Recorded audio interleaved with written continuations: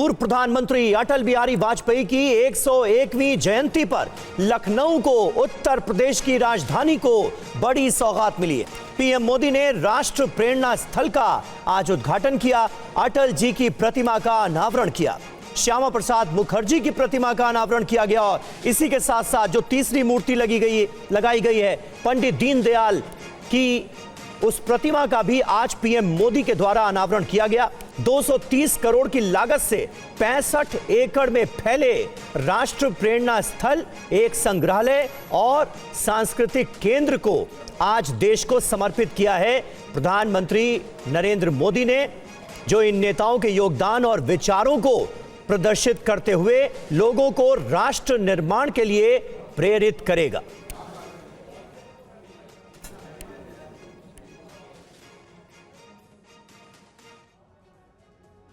और प्रधानमंत्री मोदी ने राष्ट्र प्रेरणा स्थल का उद्घाटन करते हुए कहा कि उत्तर प्रदेश विकास की नई ऊंचाइयां छू रहा है। पाकिस्तान में तबाही मचाने वाली ब्रह्मोस मिसाइल लखनऊ में बन रही है। मेड इन इंडिया सामान आज दुनिया भर में पहुंच रहा है। यहां यूपी में ही देखिए, एक तरफ एक जनपद एक उत्पाद का इतना बड़ा अभियान चल रहा है। छोटे छोटे उद्योगों, छोटी छोटी इकाइयों का सामर्थ्य बढ़ रहा है। दूसरी तरफ यूपी में बहुत बड़ा डिफेंस कॉरिडोर बन रहा है। ऑपरेशन सिंदूर में दुनिया ने जिस ब्रह्मोस मिसाइल का जलवा देखा वो अब लखनऊ में बन रही है। वो दिन दूर नहीं जब यूपी का डिफेंस कॉरिडोर दुनिया भर में डिफेंस मैन्युफैक्चरिंग के लिए जाना जाएगा।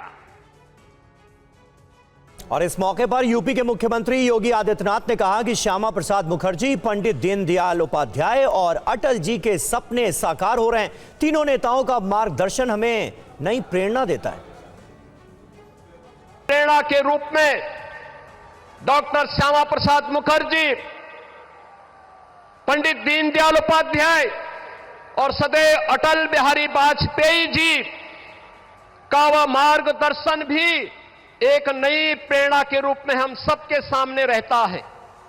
यह हमारा सौभाग्य है। यह वर्ष सरदार अटल बिहारी वाजपेयी जी का जन्म शताब्दी महोत्सव का वर्ष है और सरदार अटल जी कहते थे, अंधेरा छटेगा, सूरज निकलेगा, कमल खिलेगा, तो यह केवल मात्र एक आशा नहीं बल्कि भारत राष्ट्र के उज्जवल भविष्य को लेकर के उनके अडिग विश्वास, दूरदृष्टि और दृढ़ संकल्प का उद्घोष था।